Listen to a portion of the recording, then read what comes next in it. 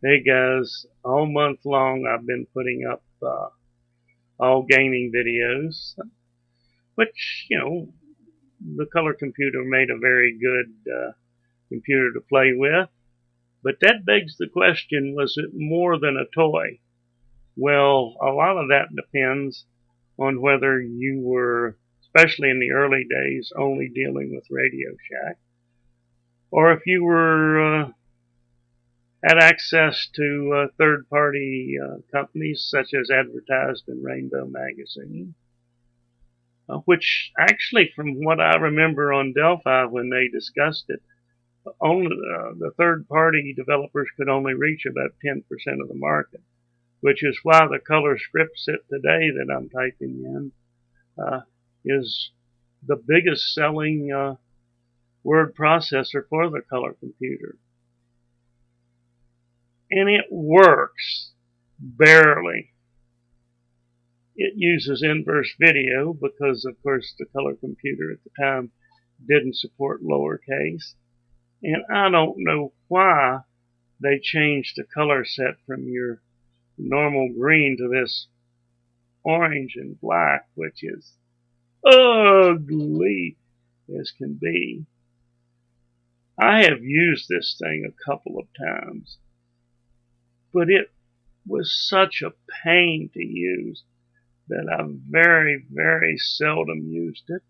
And of course, once you got a disk drive, you were still limited to tape. So this is what you got. I'm not going to show you anything really sophisticated with it or with the other word processor I'm going to show you, because they both of them used keyboard commands for the different formatting. And so it's been such a long time since I did anything with either one of them that I'm not really up on using them. Like I say, I never really got up on using this one at all because it was really just a pain. Yeah. But if you had access to the third-party software, then you had things that were just so much better.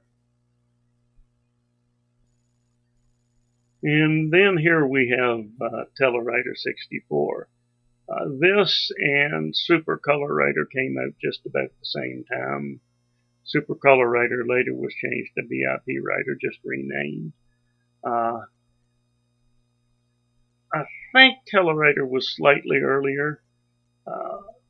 Might have been the case even that one of them was announced first and the other actually was brought to market first, but they were real close to each other in coming out. Super Color Writer had a whole suite of programs, or Super Color had a whole suite of programs, had a spreadsheet, I think database and the like. But Telewriter and Telewriter 64 now, they strictly concentrated on word processing. And as you can see here, you've got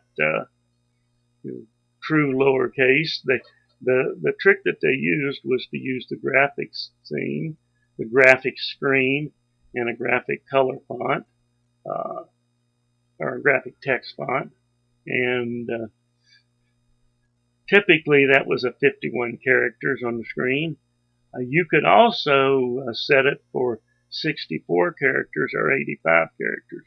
Well, that really wasn't usable, except that it gave you a real good idea of what the printed page looked like. So it was useful to have because you could edit using this screen and then change to 64 or 85 color characters to see what the page was going to look like. I used this thing a lot back in the day, and then when the Color Computer 3 came out, as soon as they brought out Telewriter 128, I got it. And so this just shows you the difference in what you could get and just how useful and how good a computer the Color Computer became when you had availability of third-party software. Besides the fact that it also had just an order of magnitude more, and in some cases better games. And it really wasn't even just software, it was also hardware. And here we have the original chiclet keyboard that came with the color computer. Just a bit of a pain to use. I mean, it could be used. I could still stick it back in the computer and use it, I'm sure. But I don't know why I'd want to. It just didn't have a good feel to it. And the more you used it, a lot of times the keys would stick and maybe would be a little hard to press them just right to get it to read. So it made it a lot more challenging to really do anything useful with the computer. But thankfully, there were alternatives. There were basically two choices you could get if you wanted a full-size regular keyboard. Uh, HJL had a keyboard that they marketed. Uh, it had the advantage that it had two function keys.